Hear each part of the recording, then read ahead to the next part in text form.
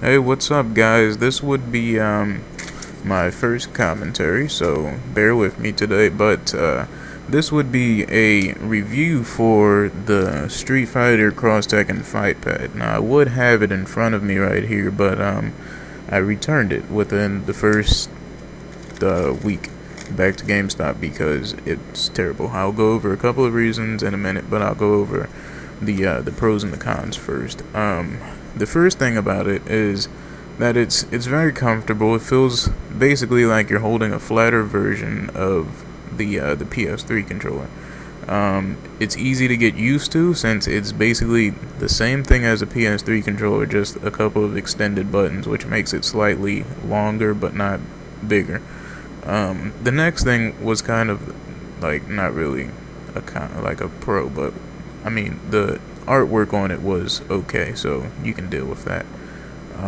The next thing would be that the controller, it was, you can consider it responsive. We'll just leave it at that, because the actual pad, joystick, analog stick, whatever you want to call it, it works. It's responsive, but the problem is where games where you're required to have precise inputs like Street Fighter, Blaze Blue, Tekken, stuff like that, you're gonna have a problem with this in basically all fighting games because your diagonal inputs are not guaranteed to come out.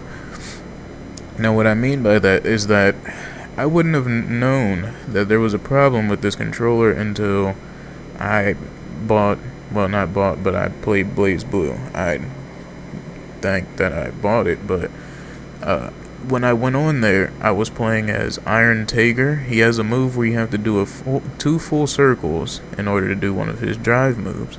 Now, the problem with that is it never came out on my controller, and I thought that was just me being terrible, and I didn't know what I was doing. So I was like, okay, well, I guess this is the whole reason of me buying the Fightpad, so I can get better. So if I would have just continued, I would have just continued playing with the Fightpad and stayed terrible and never upgraded or tried another solution.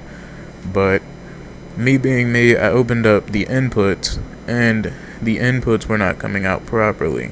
They were showing that I was doing kind of like a small circle, like it would be down, diagonal, left, and then it would be like up, and it would be skipping diagonal sometimes, so the full circle would not come out, and I kept trying it over and over again. I tried to, maybe I thought I was holding the controller wrong a certain way or something, but that was not the problem. So I picked up my my PS3 controller that's right here. I picked it up and I used it for a little bit, and on my first try I got the move to go out. So that immediately made me go back to Marvel vs. Capcom 3 to test it out again. And when I went to go test it out, the missions that I were having problem with the Fightpad, which I thought that it was just because I'm not good at inputting combos yet, it's not even that. It's just that I was missing inputs, and because I didn't display my my input commands, I didn't see that, and I didn't know that that was a problem. But if you go on to GameStop's website to review this this product, there's basically every review is complaining about it, and I think it has like a 2 out of 5 star rating or something like that. So it's pretty bad for the moment. But the biggest problem is it wouldn't be that bad of a deal if I paid maybe, I'll say $15. But instead, this is a $29.99 controller. Granted, that's a good price because your Fightpad's supposed to be basically a cheaper version of a fight stick, but not really. It's kind of an alternative so that you don't have to pay as much money and kind of get your foot in the door. But it's too much to basically approve this as being recommended, so I don't recommend it. The other thing, that if you can somehow get past the Fightpad joystick, we're just gonna call it pad. If you can get past that being your main problem, the other thing is on the back. It's kind of like, I don't even know what kind of material they use, but it's kind of like the material if you have a Triton headset, the material that they use for for the ear cuffs. I'll show you on this bag. The material that they use, it's kind of like spongy or something.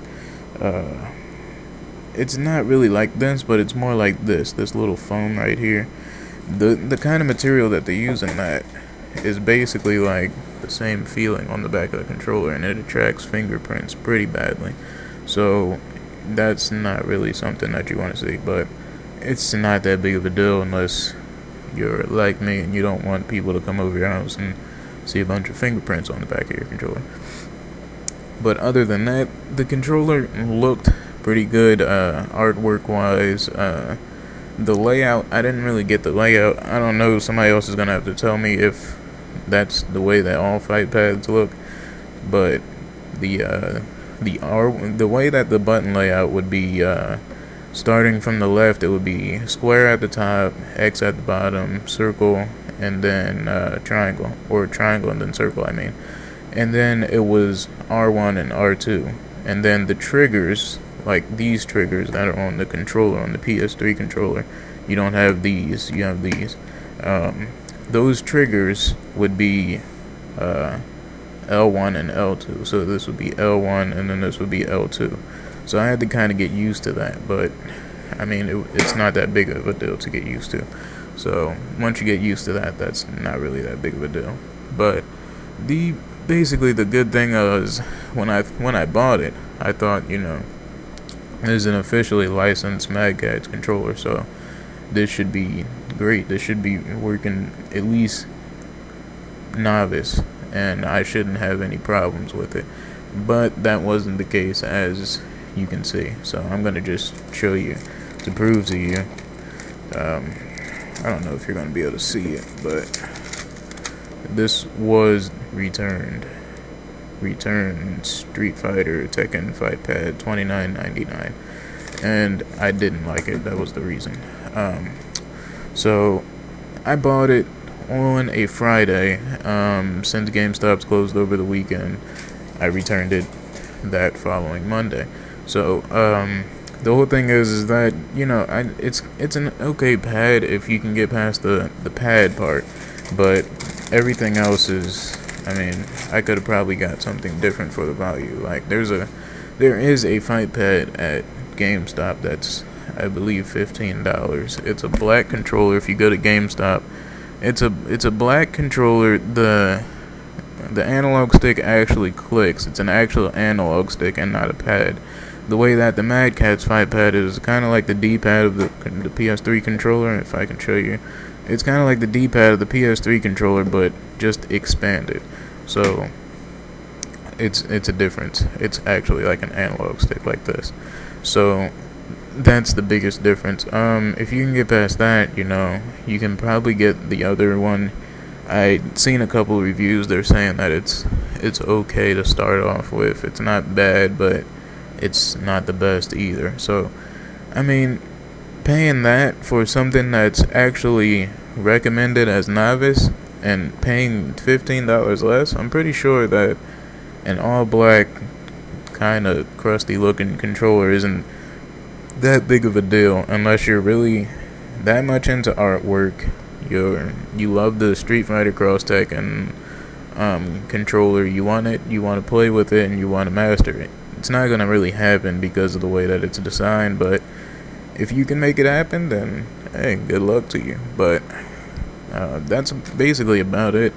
If you consider buying it, I'll just say, you know, good luck to you, but basically, you know, it's just that one big problem that you can't really get over. So, you know, that's about it.